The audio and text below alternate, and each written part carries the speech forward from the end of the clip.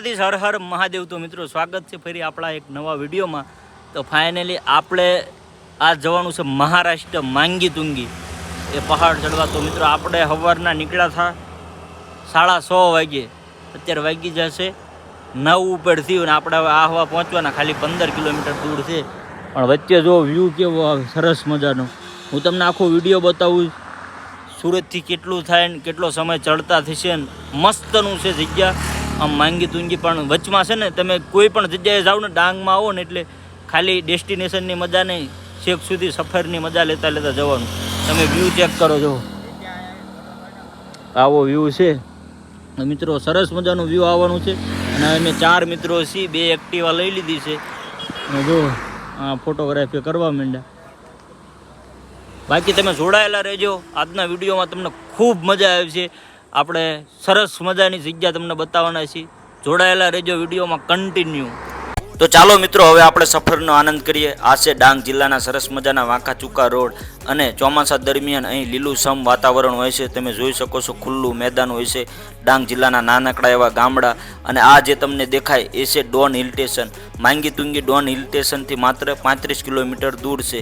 અને હવે આપણે પહોંચી ગયા છીએ મહારાષ્ટ્રના એરિયામાં।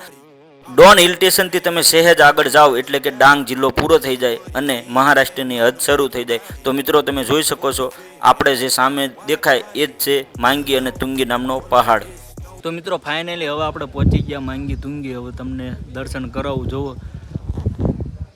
આ માંગી તુંગી, આ 2 ડુંગર છે, જુઓ 2 જગ્યાએ કનેક્શન છે। જો આ વાઇટ દેખાય એ છે દાદર, અને આ જગ્યા પર છે મૂર્તિ, અને આ બાજુ બધી દુકાનો છે। જુઓ આ બધી આપણે પાર્ક કરી દીધી, જો આટલી 4 વ્હીલું છે, આટલી બાઇક છે, આ બાજુ બાઇક છે।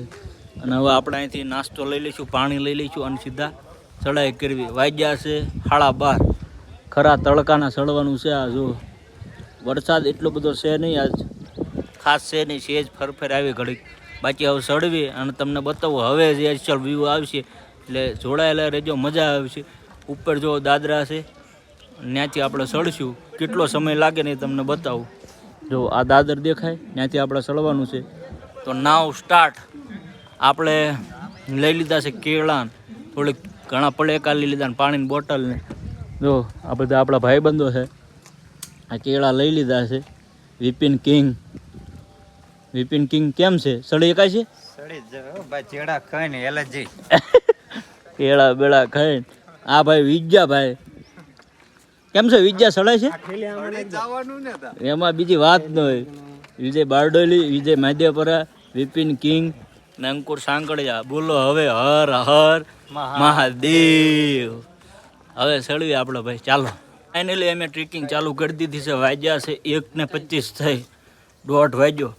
અને તમને બતાવી દઉં કે માણસનું ચેકિંગ થાય છે, અને જેટલા પણ ગ્રુપમાં માણસ હોય એમાં ગમે એકનું આધાર કાર્ડ જમા કરવાનું અને મોબાઈલ નંબર, બાઇક 4 વ્હીલ એવું ડિટેલ આપવાની। બાકી દાદરા જુઓ, સામે પહાડ છે ત્યાં જવાનું છે, અને આવા દાદરા છે।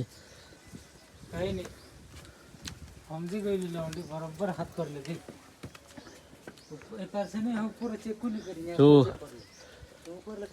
આવું છે મિત્રો દાદરા, એકદમ જુનાગઢ જેવા છે। અને આપણે બેગ કાઢી નાખી, નાસ્તોય લીધો નથી, કારણ કે ઉપર વાંદરા છે ને બેગ તમારું લઈ લે, એટલે આપણે નક્કી કર્યું કે બેગ ન લઈ જવું। બાકી જુઓ હા અમે 3 મિત્રો છીએ, ખાલી પાણીના બોટલ લીધા છે 2, અને ઉપર પાણી મળી રહે છે, લીંબુ શરબત એવું બધું મળી રહે છે। કેટલો સમય લાગે ને એ જોવાનું છે। થોડો વરસાદ ચાલુ છે, બાકી મજા આવે એવું તે છે। 1:30 વાગ્યો છે પણ મજા આવશે। હા થોડો ચડવા માંડ્યો, આ ત્રણેય જાય છે કાયમ ઘા। જો આ પર્વત છે ને આ પર્વત છે, તો ચાલો હવે આપણે ચડવી કાયમ ઘા।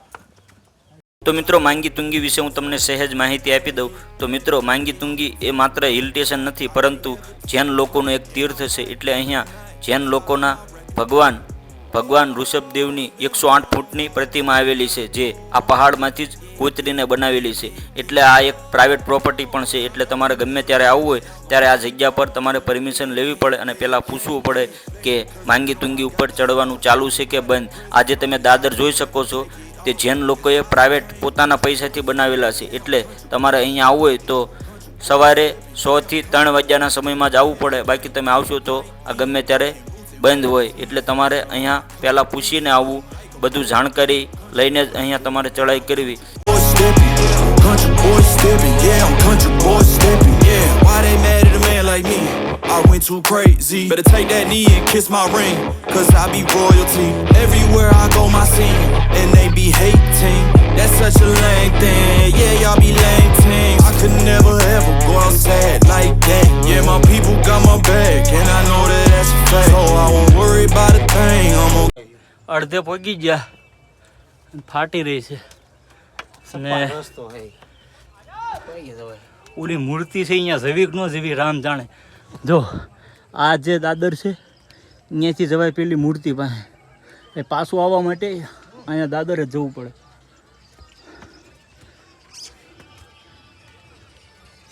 જો સામે દેખાય એ મૂર્તિ. તો આપણે અહીંયા જવાનું નથી, સીધા આન ઉપર જવી.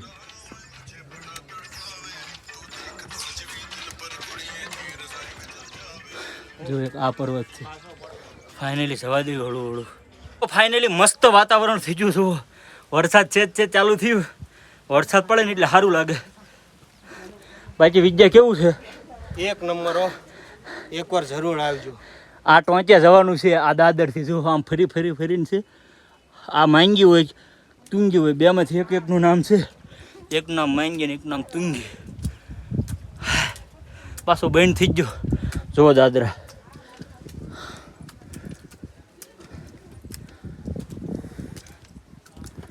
હાફ ચડે છે પણ મજા આવે.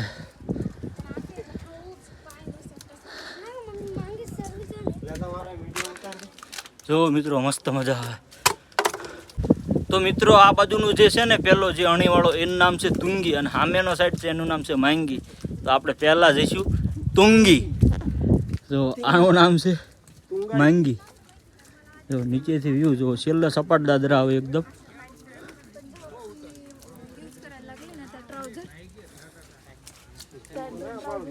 જો અહીંયા મસ્ત. Keep on burning track. Do you get what I mean? I got faith in my dream.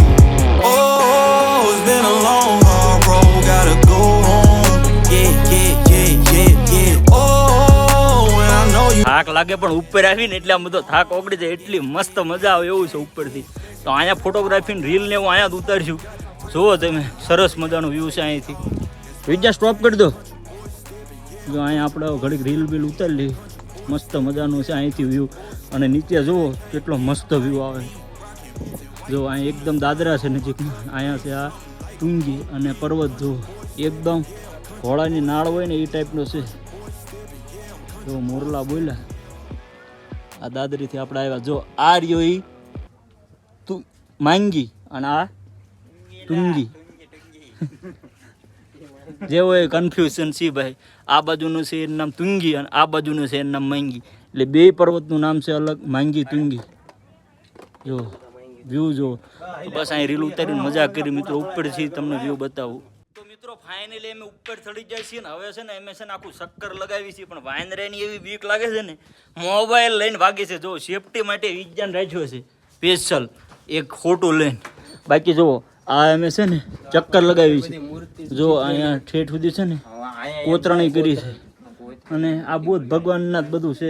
એ સ્તંભેશ્વર કે જે કહે ભગવાન. પણ જો વાંદરા આવે છે ને જો સામે આવે બરોબર. સામે એનું સાઈડ રહ્યું એનું નામ મને ભૂલી જવાય ઘડીને. માંગીને એક નામ તુંજી. જો નીચેનો વ્યૂ જો આ નીચેનો વ્યૂ.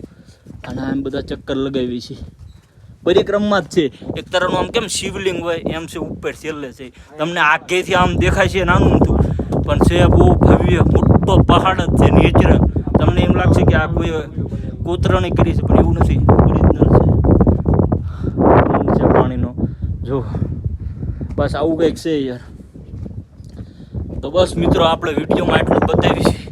વિડીયો સારો લાગ્યો હોય ને તો લાઈક કરી દેજો, શેર કરી દેજો. અને તમે અહીંયા આવો ને તો એક વસ્તુ ધ્યાન રાખજો, ફ્રૂટી ખાસ કરીને લઈ લેજો, બાકી ખાઈ લેજો. ખાવાનું ઉપર લાવતા નહીં, નહીંતર 100% તમારું ફોન જ છે, ખાવાનું જ છે. અને વાંદરાના નખ આવે તો જુદા. જો ઉપર આવી ગલી છે, ફરતી ફરતી પરિક્રમા કરવાની છે. તો બસ આપણે વિડીયોનો અંત આપીએ. સારો લાગ્યો હોય તો લાઈક, શેર, સબસ્ક્રાઈબ કરજો. જય દ્વારકાધીશ.